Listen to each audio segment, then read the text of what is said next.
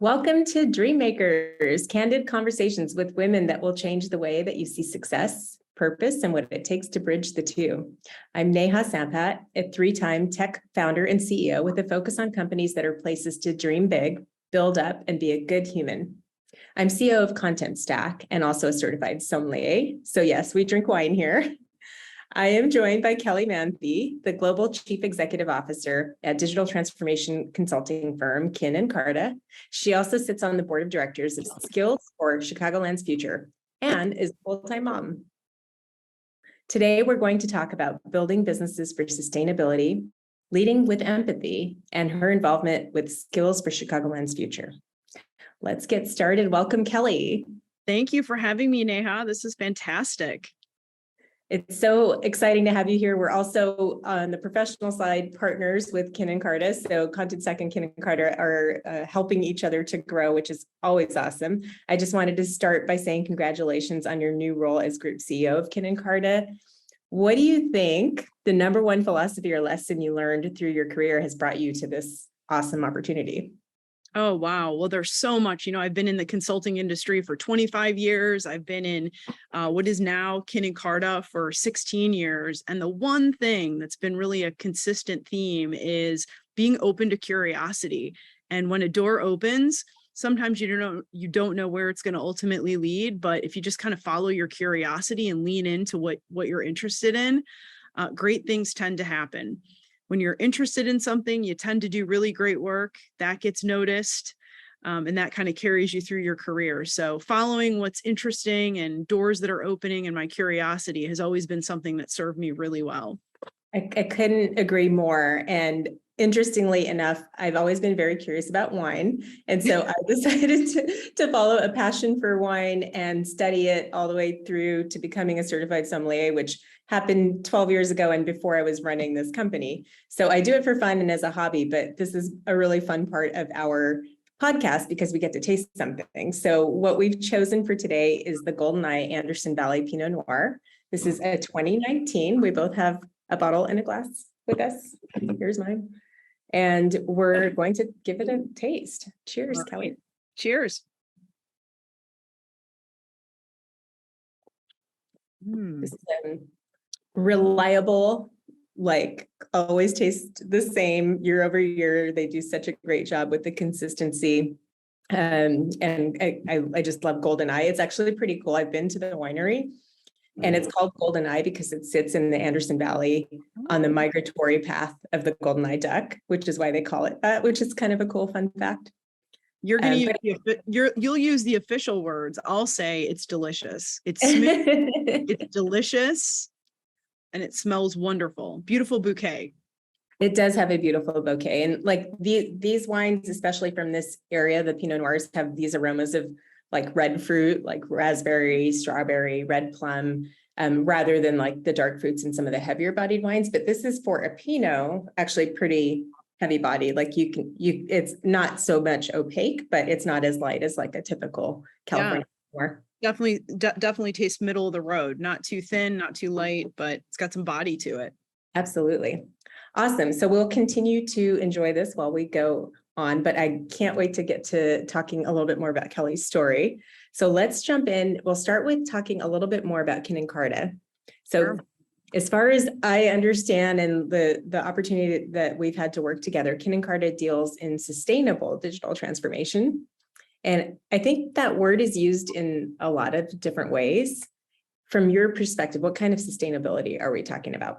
Yeah, well, first of all, we are a pure play digital transformation consultancy that's helping our customers across the spectrum of all of their mission critical applications and systems. So when it's got to be done, it's got to be delivered, and it's core to the business and mission critical, they call us in.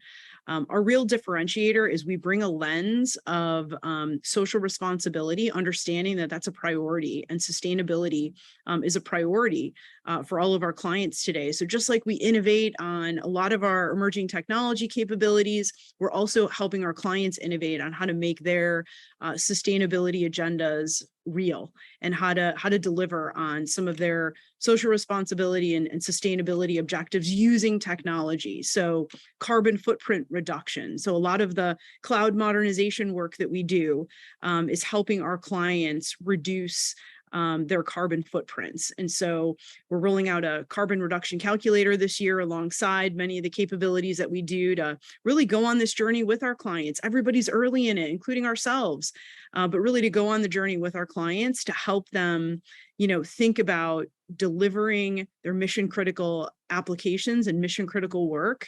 How can they also achieve some of their sustainability objectives alongside of that? That's awesome. And what's super admirable is that you're already doing that. And like you said, it's early in everyone's journey related to sustainability, but it's becoming increasingly more important and more strategic to companies. And so you guys are already there and you're already leading the path. And we are sending customers your way when they ask about it as well, which is really, really fun. Can you think of like a proud client transformation story, sort of the before and after? Boy, we are so fortunate to work with some of the world's, most recognizable brands. And so unfortunately, I can't talk about all of those brands that we get to work with, but, I'm really proud of a lot of the work that we're doing around, precision agriculture, for example. So it's truly, kind of farm to table. When you think about one of the world's oldest professions, how we're modernizing, kind of the farming industry and helping farmers who are really the fabric of, a lot of our world and kind of the fabric of helping to bring food to everyone's table, helping them do their jobs better, helping them do their jobs more efficiently. And so some of the greatest innovations are happening in some of the industries that, maybe, we don't think of innovation first in those industries, but through working with, some of our clients in the agribusiness vertical, we're helping them to help farmers modernize how they use less fertilizer or use the right amount of fertilizer to grow more efficiently, how to predict yields better. And so all of that preciseness helps reduce and eliminate a lot of the waste that can find its way into some of that. That's really amazing. What are some examples like of how businesses can be more sustainable? Like when it's not something that's typically discussed or part of their story, what do you tell them? Yeah, I think, you got to kind of start where you are. And so I think a lot of businesses will, kind of set out these really big ambitions, but, the one place to start is kind of looking inside and looking at your own business. And so small things like, travel, reducing travel, or looking at ways to to reduce the carbon footprint in travel. We're all getting out there more now, and we're, traveling again and kind of leaving our screens finally. But being conscious, and how do you embed those practices and those new ways of thinking into every level of the organization. And so I think it's just kind of looking at some of your own policies and really starting small and starting there and bringing in awareness. So setting those goals internally to kind of get those small wins on becoming a more sustainable and more aware business. That's such a strong message. It's everybody can make a little bit of a difference and a little bit of an impact if they're paying attention. And I think that comes back down to the awareness. You've said in the past that sustainability can sometimes be an ivory tower. Can you share how Kin Carta overcomes that? Yeah, so it's very simply by, we've actually set we call it a big, heroic, audacious goal as a business. So we've set out as a business a bold ambition to help our clients reduce 1 million tons of CO2 from the world. And so to do that, we've instituted a carbon reduction calculator that we're getting ready to roll out this year. And so I think first is kind of casting a vision of what's a big goal that you want to set out. And this isn't something that's going to happen in the next, 2 months or even 12 months. This is a long game. So by, 2027, we're looking to help our clients reduce 1 million tons of carbon. And then it's projectizing it and it's saying, okay, what's the incremental win we're going to have this year? How are we going to go about doing it? So we set the ambition. We've got a team aligned around creating this calculator, getting out in the field, working with our clients on how we can actually make it real and deploy it to projects and kind of look at what their world looks like and how we can help them, again, go on this journey that we're all very early in together, but it's making it the company's kind of mission and making everybody in the company aware that we're on this journey and what role they can play in it. So at the point of building a client solution, it's really the engineer, it's the project manager, it's the user experience designer. It's everybody's got a role in how we can help enable our clients to look at the solutions that we're helping them build, also through the lens of how do we make more impact here? How can we help achieve some of the sustainability goals through the work that we're going to be doing with our clients anyway? So it's making it personal. It's interesting, right? Because it always comes down to the people. And if the people are aligned around a mission and they have the same North Star and they're marching together, we get so much further faster and the impact becomes real. I'm curious, when you think about, obviously there's growth, a lot of growth here because the market's moving in the direction of needing more of what you do and you're having to grow your team. When you're hiring new team members, what do you look for in kind of having the best team for this mission? Yeah, well, again, we are a digital transformation consultancy. We live at the intersection of data, front-end experiences, back-end technologies. And so we really look for people who are curious. We look for people who embrace the fast-moving world that technology is, that embrace what the possibilities are and want to be part of, kind of being on the leading edge of where things are going. And then how do we bring that back into each client? Every client we work with is on a different, kind of in a different state of maturity as it relates to embracing the new evolutions in technology, and what's new to one business might not be new to another business. And so you really have to be curious and you have to really be up to the task to jump into, the environments that look different across every business that we work in and say, how can I help this client achieve their goals? And how can we use emerging technologies or, keep a lens to where the puck's going, so to speak, with technology into this environment. And then, the benefit of working with us is that we're always going to bring a bit of a sustainability and social responsibility lens to the work that we're going to do anyway. And so how can we help, our purpose is to build a world that works better for everyone. And so the way we do that is through delivering for our clients. And it, like you said, it comes back to curiosity. You're looking for people that are curious and that want to keep growing and learning and leading, which is really great. You're also passionate about mindfulness and empathy as part of your leadership style. How do you think about that? How do you build that culture in your organization? Yeah, the double-edged sword of being curious is that you have a mind that's always racing. You see possibilities everywhere and always connecting dots. So stillness and taking time to take breaks is something that is super important to really kind of take time for yourself to relax and kind of collect yourself and recharge and just, kind of makes you a better person. So, we all live in Slack and Zoom and all these electronic ways of kind of communicating. And sometimes it can be hard to remember to step away, and be mindful that it's time to step away and take a break. Some of our business has a reminder. I've seen a reminder in Slack channels that remind people to step away from their desk. And that little nudge, that little reminder, is just a great way to remind all of us to just be at peace with doing nothing for a minute, to take a break. Because when you're going from Zoom to Zoom meeting, you don't have that natural break in walking from conference room to conference room that you do when you're in person, which I think we're all missing a little bit. So it's being deliberate and it's making sure that you kind of bake that time in. So we like to bake in helpful reminders for our employees, but then there's, different routines that you can set up for yourself to also help you to remember to kind of step away and be comfortable doing nothing. I love it. And that's probably one of my favorite features on the watch, when it reminds you to just take a step and breathe. And it coaches you through how to breathe, because you think you should know as a human how to breathe, but sometimes you actually need the reminder to make you stop. Yes. Focus on something different than your screen. Yes.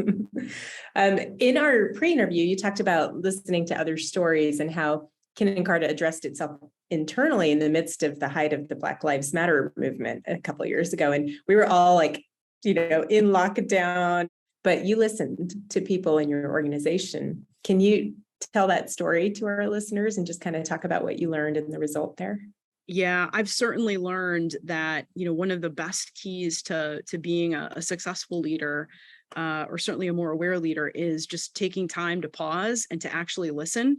And when you don't fully know everything that's going on or understand everything that's going on, is to really make the space to listen and to gather information and to form your own opinion. So, during the Black Lives Matter movement, I took the opportunity to enter into a reverse mentor relationship. So, a wonderful leader in our organization, Dina, she agreed to take me on as her mentee. And to create a safe space for me as a leader to ask her questions about, what does this mean to you? What does this feel like for you? How should I be thinking about, what do you need from a leader? What do you need from a company right now? As we all navigate this time together. And so it was really a safe place where I could ask any question I wanted to, and didn't have to worry about, offending anyone or feeling like I wasn't able to get my questions answered. And it really left a huge mark, and it changed me forever.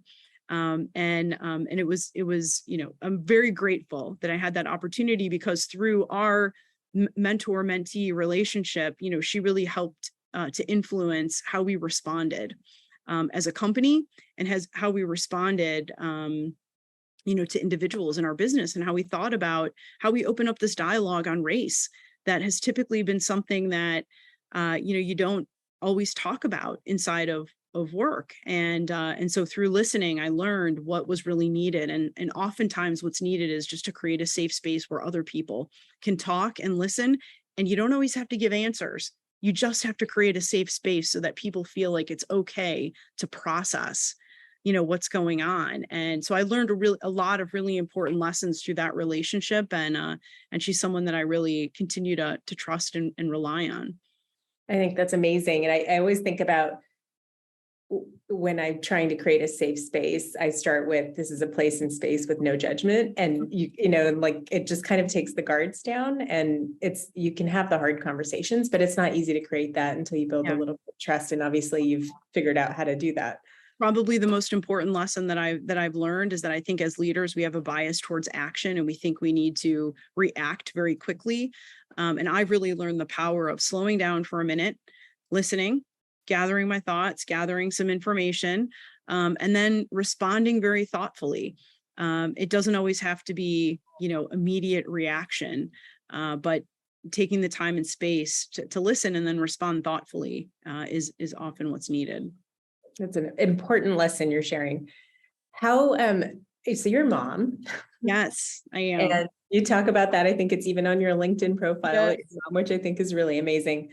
How has being a mom changed the way that you think about leadership?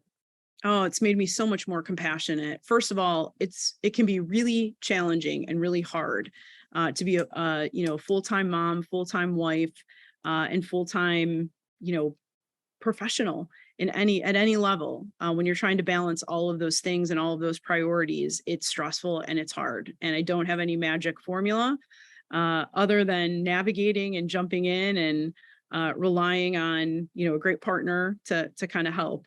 But it's made me incredibly compassionate. And, I see life through the eyes of my kids.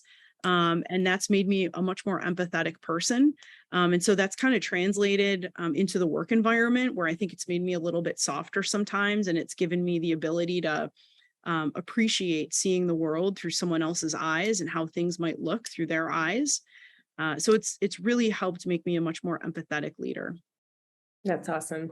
Back to thinking about mindfulness, you run marathons to practice mindfulness. Let's be clear, I have run marathons.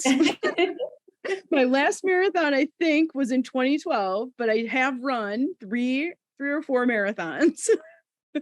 It's still a remarkable accomplishment. I've done a couple halves, but I've never done a full. And I definitely learned from those experiences, and they're like, even if it's just one thing that you set out to do, that's difficult to do, and getting through it. What have you learned? What have those experiences taught you?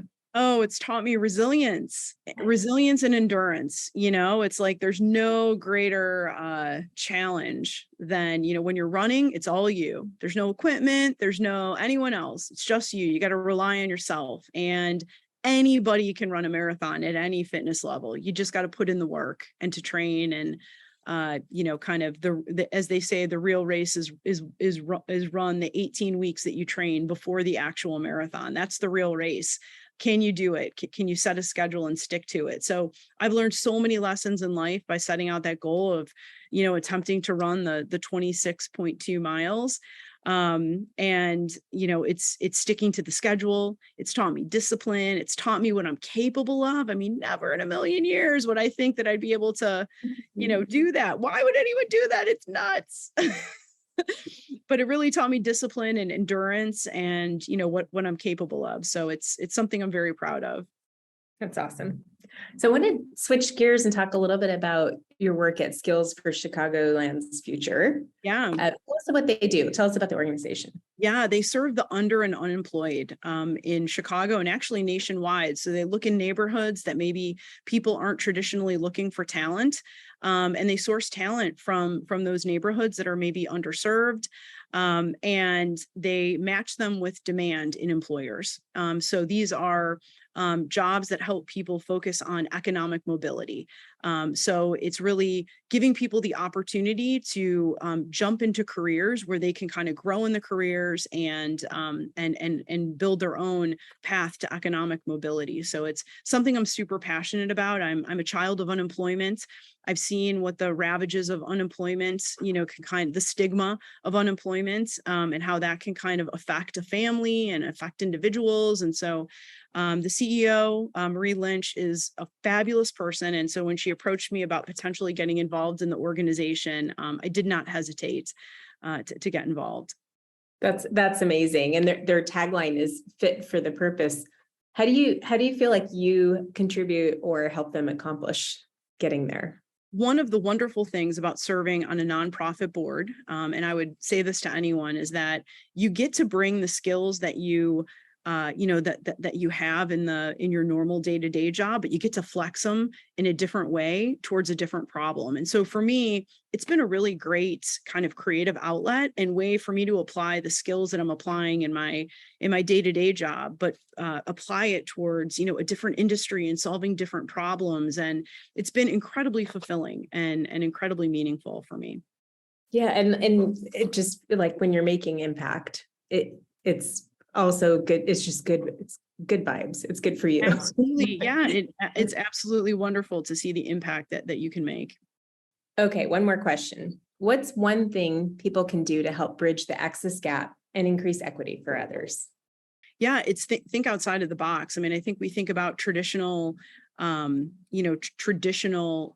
sources of talent and talent pipelines and traditional things. And most people get their jobs and navigate their career through a wonderful network. What if you didn't have that network? How would you navigate? And so I think it's, kind of getting out in your communities and seeing where you can get involved and being open-minded. And particularly, right now, as we're all looking for the best talent, and looking for ways to make sure that we're finding the best talent, it's thinking differently about where that talent lives, and removing some of the bias that can traditionally be in some of the traditional kind of talent acquisition and sourcing processes. And that's something that we focus on quite a bit, is thinking beyond some of those traditional biases. I totally share this passion with you, and finding talent in unusual places is something that I've always had a lot of pride in, but also feel like that's an area that all of us can make more of an impact and level the playing field, really, for people that don't have the same access that maybe we had growing up. Okay, we're going to move into rapid fire. Oh boy. Ask you a few questions that I ask all of my guests. And the first one is, what is your wake up song? Oh, I love something that gets me moving in the morning, like Eminem. I love an Eminem, anything by Eminem. I'm all over Lucky You right now. Like, I listen to it like twice a day. If the 19-year-old you asked you today what they should be listening to or reading, what would you advise? Oh, I discovered a wonderful book in my local library, Pema Chodron. She taught me, she's a Buddhist nun. Yeah, Buddhist nun. I discovered it on the staff picks shelf, I don't know, about 5 years ago. And it's called The Places That Scare You. It was 150 pages. I'm like, I can definitely get through this. It's not too long. But it really sent me down the journey of mindfulness. Compassion for self first is how you can give compassion to others. Just nothing's permanent. Everything flows like a river. The good times come, the good times go. The bad times come, the bad times go. So I would definitely tell my 19-year-old self to chill and to read this book, to realize nothing is permanent in life. Really good advice. Kelly, can you recommend a wine? Oh, let's see. I am a Pinot Noir drinker. I actually really, really enjoy a nice Pinot Noir, although with fall coming, I'm more into Pinot Noir. I'm coming off of my Sauvignon Blanc summer. I like a nice crisp sipper in the summer. So let's see. Brand, I mean, I like the Kirkland Costco brands. Yes. There's some good ones. The Russian River Valley. They have some really great brands. So my husband's my sommelier, and he always does a nice pick for me at Costco. Amazing. That's awesome. Okay, final question is, what's the next thing our listeners should do to help them become dream makers? Oh man, follow your curiosity. It's a uncertain world we live in, that's for sure. But I would lean into the uncertainty and really follow your curiosity. And you never know, as doors open, one door closes, another door opens. There's possibilities everywhere. So follow what you're passionate about. Your intuition knows, what the next opportunity is just right around the corner and on the other side of your curiosity. Amazing. That was super inspiring. Thank you, Kelly. Thanks for joining us at Dreammakers. It was such a pleasure. Thank you for having me. This was fantastic. I appreciate it. Cheers. Cheers.